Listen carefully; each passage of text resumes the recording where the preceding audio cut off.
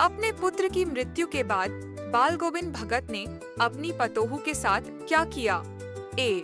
उसे अपने साथ रखा। बी. उसे उसके मायके भेज दिया और दूसरी शादी करने का आदेश दिया। सी. उसे सन्यासिनी बना दिया। डी. उसे घर की देखभाल करने को कहा।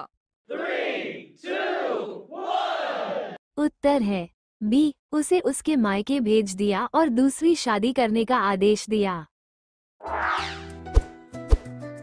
बाल गोविंद भगत की सबसे अनूठी विशेषता क्या थी? ए. वे समाज सुधारक थे। बी. वे अच्छे कवि थे। सी. वे अपने गीतों और संगीत के लिए प्रसिद्ध थे। डी. वे एक महंत थे। 3, 2, 1। उत्तर सी. वे अपने गीतों और संगीत के लिए प्रसिद्ध थे। बाल गोविंद भगत की धार्मिक निष्ठा किस पंथ से जुड़ी थी? ए. वैष्णव पंथ। बी. कबीर पंथ। सी. शैव पंथ। डी. बौद्ध धर्म। 3, 2, 1। उत्तर है बी. कबीर पंथ।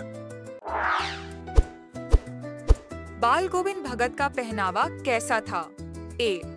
सन्यासियों जैसा। बी. सामान्य गृहस्थों जैसा। सी. राजा महाराजाओं जैसा। डी. चमकीले रंगों के वस्त्र पहनते थे। 3, 2, 1। उत्तर ए. सन्यासियों जैसा। बाल गोविंद भगत अपने खेत का अनाज पहले कहां ले जाते थे? ए. बाजार में बेचने। बी. अपने परिवार के लिए। सी. कबीरपंथी मठ में भेंट देने। डी. गरीबों में बांटने। 3, 2, 1। उत्तर सी. कबीरपंथी मठ में भेंट देने। बाल गोविंद भगत किस प्रकार के व्यक्ति थे? ए. साधु और सन्यासी। बी. गृहस्थ होते हुए भी संत प्रवृत्ति के। सी. समाज सुधारक। डी. केवल किसान। 3, 2, 1। उत्तर बी. गृहस्थ होते हुए भी संत प्रवृत्ति के।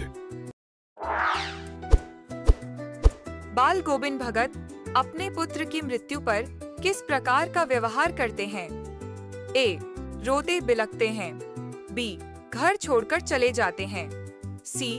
भजन कीर्तन करते हैं। डी. अंतिम संस्कार करने से इनकार कर देते हैं।